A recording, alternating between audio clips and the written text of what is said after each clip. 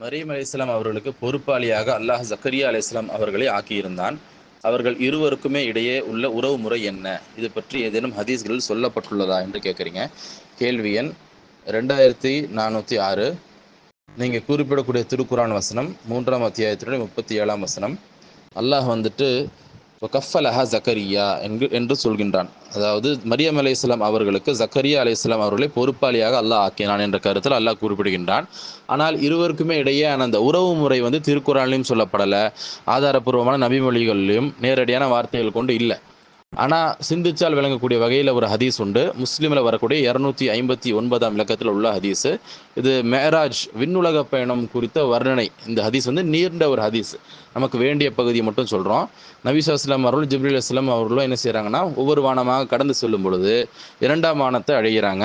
இப்போ ஃபுத்திஹலனா அவர்களுக்காக வந்து 2ஆம் வானம் வந்து திறக்கப்படுது. இதா அன பிப்னைல் ஹாலத்து ஈஸ் இப்னி மரியம யஹ்யா இப்னு ஜக்கரியா. அப்போ சகோதரிகளுடைய மகன்களாக இருக்கக்கூடிய யஹ்யா மற்றும் ஈசா அலைஹிஸ்ஸலாம் அவர்களை வந்து நபி ஸல்லல்லாஹு அலைஹி வஸல்லம் அவர்கள் வந்துட்டு கண்டதாக அந்த கருத்தில் சொல்கிறாங்க.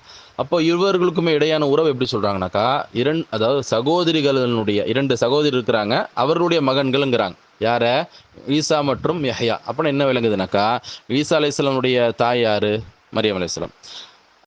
யஹ்யா அலைஹிஸ்ஸலாமுடைய தாய் பெயர் குறிப்பிடப்படலை. ஆனால் இந்த ஹதீஸ் என்ன விளங்குது, மரியம் அலைஹிஸ்ஸலாமுடைய சகோதரி தான் யஹ்யா அலைஹிஸ்ஸலாம் அவருடைய தாயாராக இருந்திருக்கிறாங்க. அப்போ மரியம் அலைஹிஸ்ஸலாம் அவர்களுடைய சகோதரியினுடைய கணவர் தான் ஜக்கரியா என்று இந்த ஹதீஸிலிருந்து நம்ம சிந்திச்சால் விளங்கக்கூடிய வகையில் இருக்குது. இதுதான் வந்து அவர்களுக்கு இடையேயான ஒரு உறவு முறையாக இருக்குது. அல்லாஹ் மரியம் அலைஹிஸ்ஸலாம் அவர்கள் கண்ணியப்படுத்தக்கூடிய வகையில் ஒரு நபியையே அவர்களுக்கு வந்து பொறுப்பாளியாக ஆக்கியிருக்கிறான். பொறுப்பாளினா எல்லா விதத்திலையும் அவங்களுக்கு தேவையான அனைத்தையுமே அவங்க தான் செஞ்சு கொடுப்பாங்க என்ற நிலையில் வந்து ஜக்கரியா அலைஹிஸ்ஸலாம் இருந்தாங்க.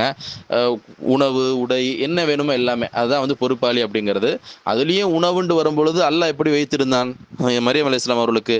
எப்பெல்லாம் ஜக்கரியா அலைஹிஸ்ஸலாம் அவர்களுக்கு வந்து உணவு கொடுக்கலான்னு சொல்லி அவங்க மரியம் அலைஹிஸ்ஸலாம் அவருடைய அறைக்கு வரும்பொழுது எல்லாமே அங்கே வந்து மரியம் அலைஹிஸ்ஸலாம் இடத்துல ஆல்ரெடி சாப்பாடு இருக்கும், உணவு கிடைச்சிருக்கும். அப்படின்ற கருத்தில் 3ஆம் அத்தியாயத்தின் 37ஆம் வசனத்தில் வந்துட்டு குறிப்பிடுகின்றான்.